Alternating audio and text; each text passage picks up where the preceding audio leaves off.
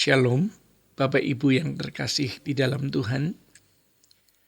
Kebenaran pada saat ini berjudul mengganti jala bagian yang kedua.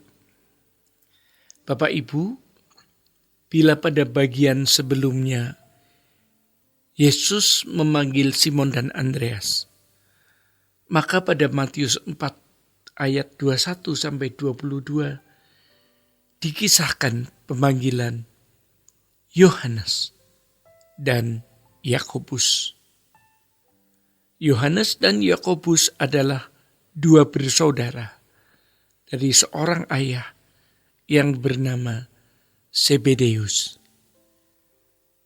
Kisah pemanggilan Yohanes dan Yakobus ini memiliki persamaan dengan kisah sebelumnya.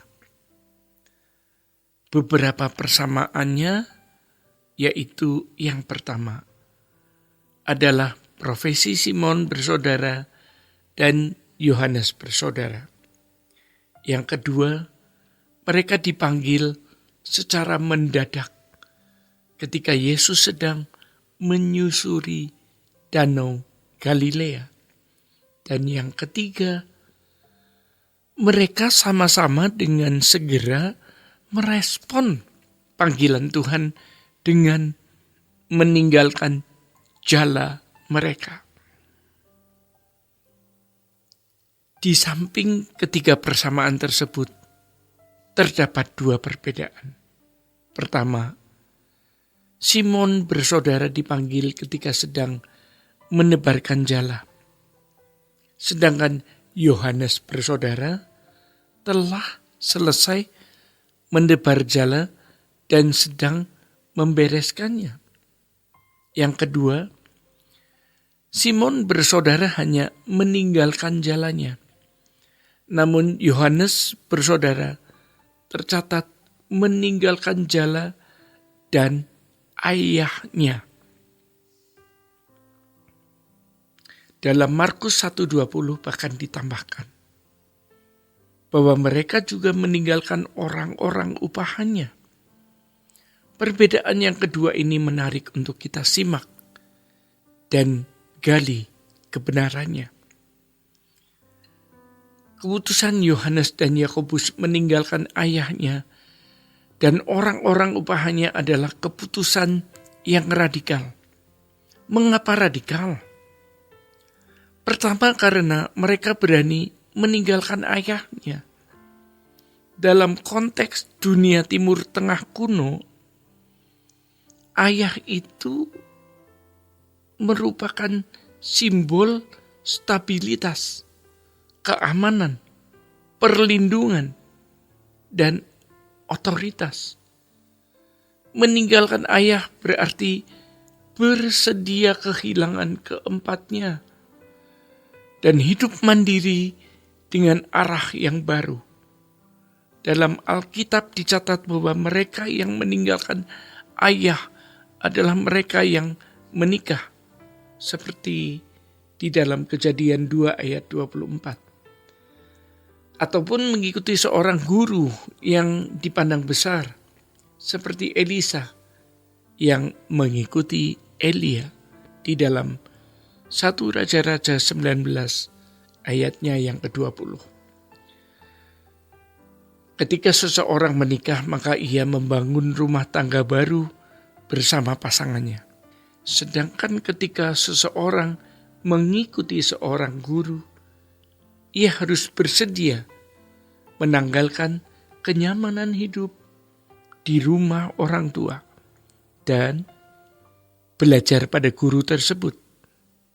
Kedua, mereka berani meninggalkan status sosialnya yang baik.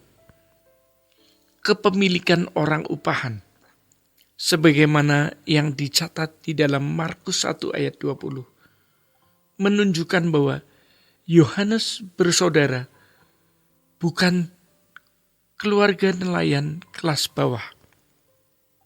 Di Injil Yohanes 18 ayatnya ke-19 sampai 24 juga terekam percakapan Yesus dengan imam besar.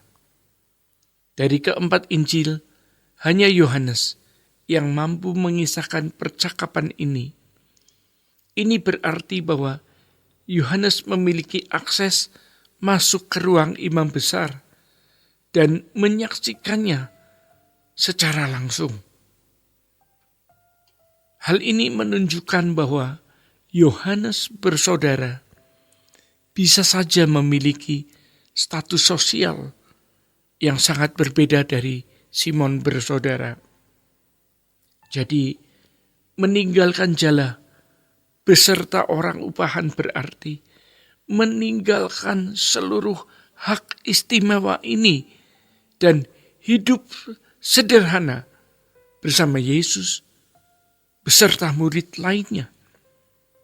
Bapak Ibu, kisah pemanggilan Yohanes dan Yakobus juga merupakan suatu kisah lain tentang mengganti jala.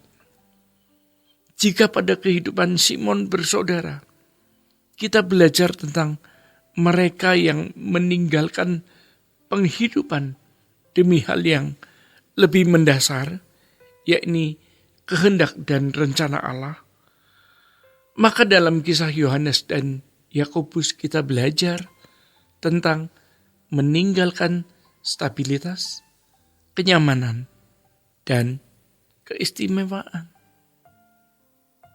Meninggalkan ayah dan status sosial mereka demi Yesus adalah sebuah tindakan yang sulit dimengerti oleh dunia. Dunia mengajarkan untuk mencari stabilitas, kenyamanan, dan keistimewaan. Namun Tuhan menawarkan hal sebaliknya. Mungkin stabilitas tidak selalu diperoleh. Kenyamanan silih berganti dengan kesulitan. Keistimewaan digantikan dengan kesederhanaan. Yohanes bersaudara mengganti jala kenyamanan dengan jala kesederhanaan. Bapak Ibu, seorang yang masih ingin diistimewakan bangga memiliki kenyamanan dan tidak bersedia menghadapi perubahan, tidak dapat mengikut Tuhan.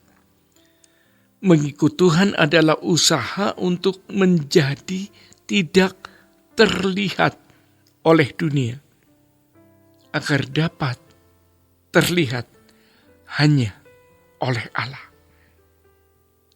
Kesederhanaan adalah indikator seseorang yang tidak mengingini dunia. Ini adalah hal yang mutlak. Bila seseorang tidak hidup sederhana, yakni sesuai dengan apa yang dibutuhkan, maka ia tidak mungkin mengasihi Tuhan. Kita yang telah dilatih oleh dunia untuk mempertahankan jala kenyamanan harus bersedia menukarnya dengan jala kesederhanaan dalam hidup dan keinginan kita sehari-hari.